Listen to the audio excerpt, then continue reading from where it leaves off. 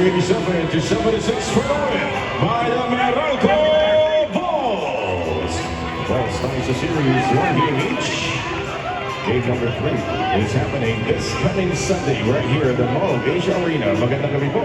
Maraming salamat sa pagtangkilik sa inyong PBA Solid!